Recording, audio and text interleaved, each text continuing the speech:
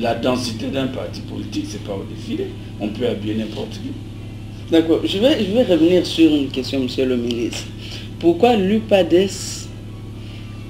reporte à une longue date quand même la présentation de son candidat à l'élection présidentielle? On date du RMP sortant est en campagne dans les médias depuis un an. La campagne n'est pas ouverte. C'est hors la loi. Là encore, c'est une violation des dispositions constitutionnelles. Il est déjà en campagne.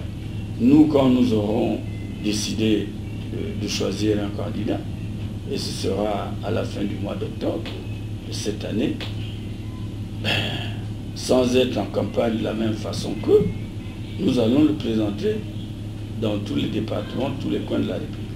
Le rassemblement, on a le temps. Le rassemblement pour la majorité présidentielle, RMP, dit avoir battu le record de son passage au pouvoir par les grands travaux en cours, chose que l'UPADES, lors de son pouvoir exercé en 92, n'a pas pu faire, et ils font de ça le motif de leur victoire au premier tour. Quels sont vos arguments pour faire face à ce pouvoir? S'il faut parler aussi de cette campagne, quand vous dites qu'il y a une campagne déjà en cours, ça fait un an.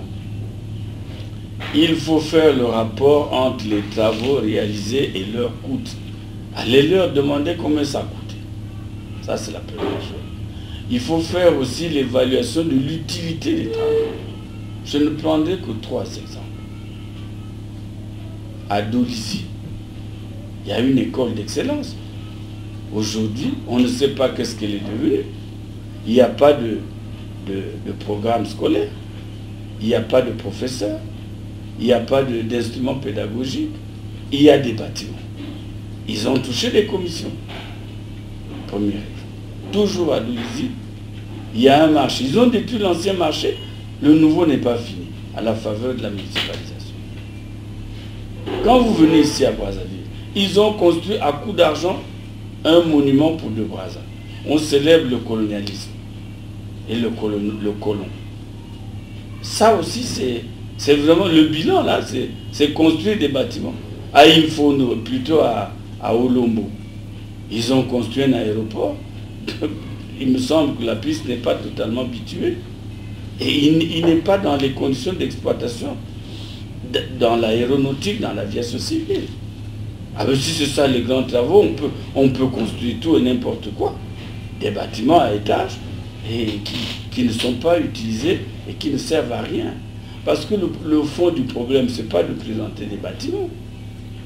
C'est d'en donner l'utilité, ça c'est la première chose. Et surtout, il faut investir également dans la production. L'agriculture est où? Est-ce que vous avez entendu parler d'un programme agricole?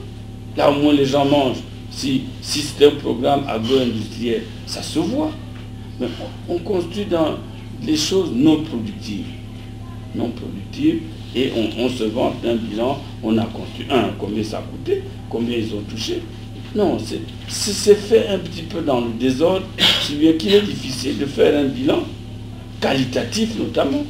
Monsieur le ministre, du fait que l'opposition congolaise soit, disons, caractérisée par la dispersion dans ce démarche, ne constitue pas, oui, l'opposition au Congo, franchement, semble marcher en ordre de disperser.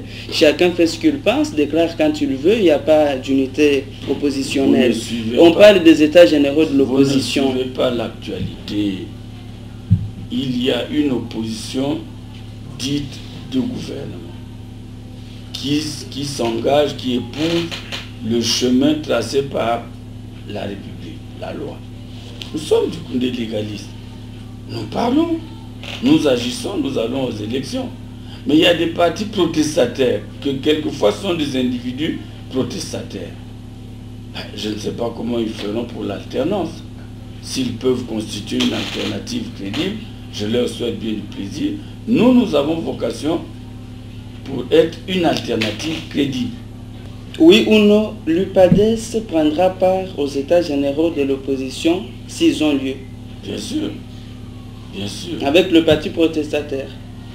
S'ils veulent revenir à une norme qui est la même que la nôtre, la porte est ouverte. Je prends pour exemple les dispositions qu'avait prises l'ANR, où l'ANR reste ouverte à l'entrée, à l'adhésion des autres partis, et vous allez voir que ça va se faire. Je ne donne pas de date parce que nous n'avons pas encore fini les échanges, mais avant la fin de l'année, il y aura une convention de l'opposition, vous appelez ça États généraux. Le nom importe peu, mais il y aura un contenu très dense, vous serez conviés.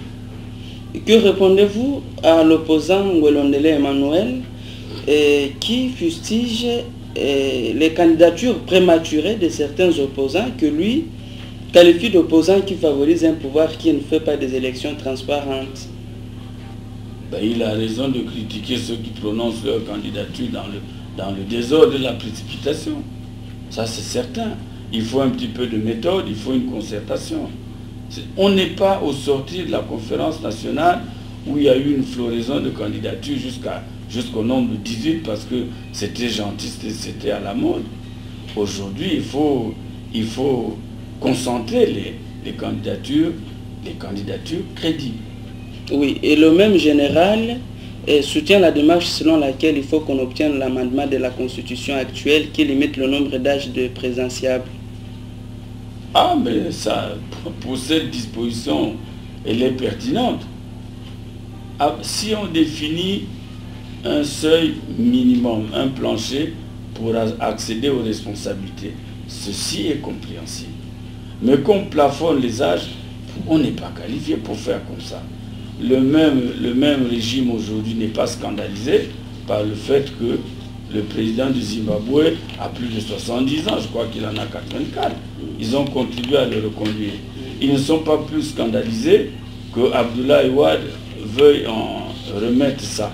Donc ça veut dire que ce qui compte, c'est la santé mentale et intellectuelle du candidat. Ce n'est pas son âge physique. Donc cette question, effectivement, même si on ne révise pas la Constitution, elle est pertinente parce que pourquoi il y a des gens qui à 70 ans sont encore en possession de leurs capacités. Il n'appartient pas aux gens de freiner les candidatures comme une espèce de filtre. Et il n'y a pas que ça comme filtre. Il y a le fait de séjourner de manière continue sur le territoire. Mais pourquoi? On a élu la présidente du Libéria. Elle n'était pas au Libéria. Elle était à l'extérieur. Elle est venue, elle s'est fait élire. Elle ne dirige pas moins bien que les autres présidents ici. Donc ce sont des filtres, des handicaps, des obstacles qui sont faits pour empêcher et limiter le nombre de candidats sérieux. Ok. Et il n'y a pas que ça. Il y a aussi les condamnations politiques qui sont infondées, qui maintiennent les gens en exil. Mais un État démocratique ne peut pas avoir des exilés ni des condamnés politiques. C'est un déni de démocratie. On devrait se raviser.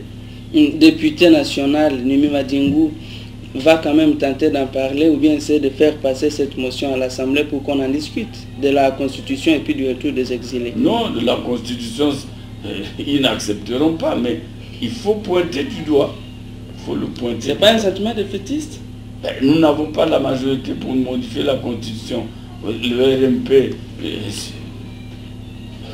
si par un miracle quelconque, il se ramène à la raison, oui. Mais par contre, sur les questions subsidiaires, qui sont aussi importantes et qui ne relèvent pas de la Constitution, notre groupe parlementaire a introduit une proposition de loi qui devrait être examinée là avant la clôture de la session